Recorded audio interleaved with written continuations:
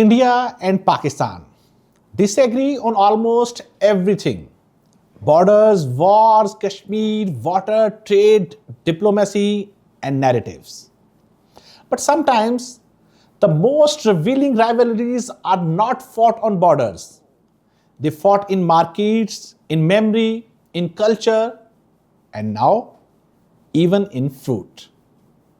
This is The Pivot. I'm Ali Furqan. And tonight, we are not talking about a war of weapons. We are talking about a war of taste, the mango war. From Lahore to Mumbai, from Karachi to Delhi, and from London to Toronto to Dubai, a quiet but emotional competition returns every summer. Mango season. And in diaspora homes across the world, it is not just a fruit delivery, it is an event. WhatsApp groups activate, pre-order open, flights are tracked, and boxes of Chaunsa, Sindhri, Alphonso and Kesar move like limited edition luxury goods. And within hours, they disappear.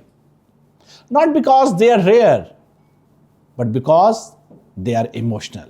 For millions of people outside South Asia, a mango is not fruit. It is memory, it is identity, it is home.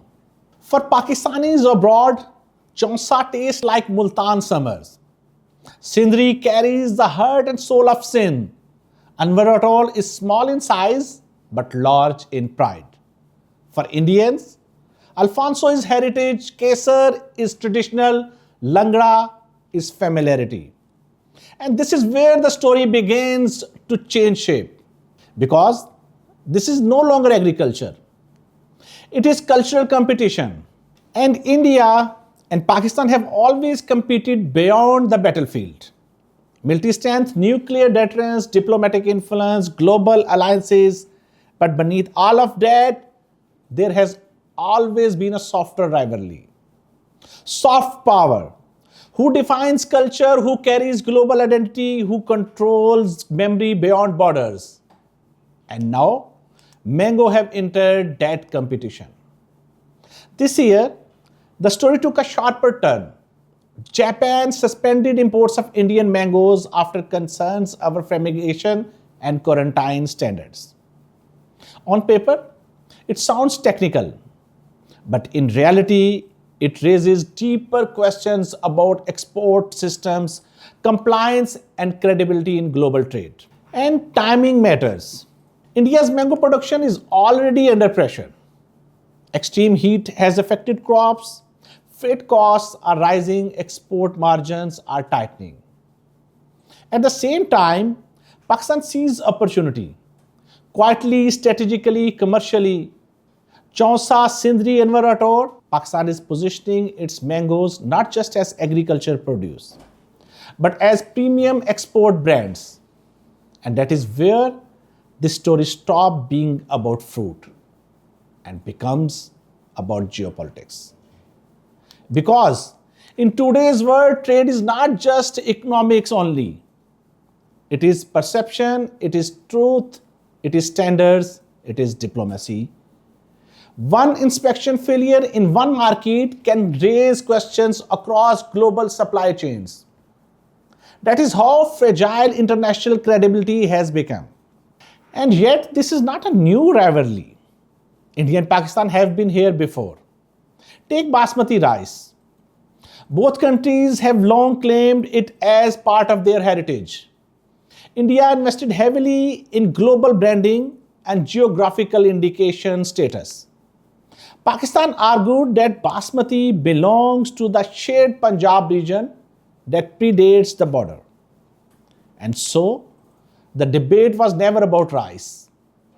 It was about ownership, it was about identity, it was about who gets to define tradition in global markets. And now, the same pattern is repeating. Different fruit, same rivalry. But here is what makes South Asia different. Even in rivalry, there is overlap. Even in competition, there is shared culture.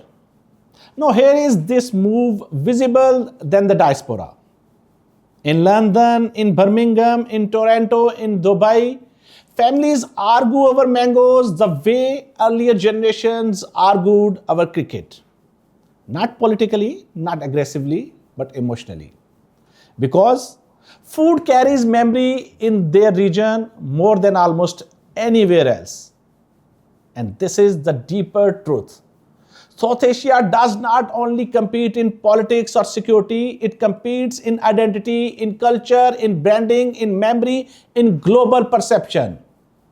From cricket stadium to film screens to rice field to mango orchards, everything becomes part of the same large story.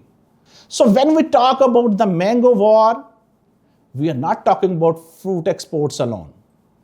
We are talking about two nations locked in a long historical relationship. Rivalry mixed with proximity, competition mixed with shared heritage, conflict mixed with the culture familiarity. And that is why this story matters. Because it reveals something bigger about modern geopolitics. The battlefield is no longer only borders.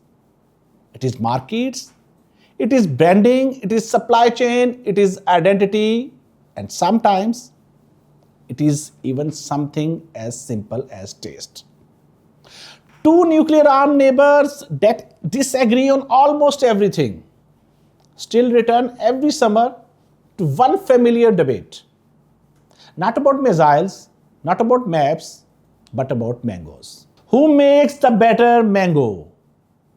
And maybe that is the most South Asian answer of all. This is The Pivot. I'm Ali Furqan, and this was South Asia's sweetest rivalry.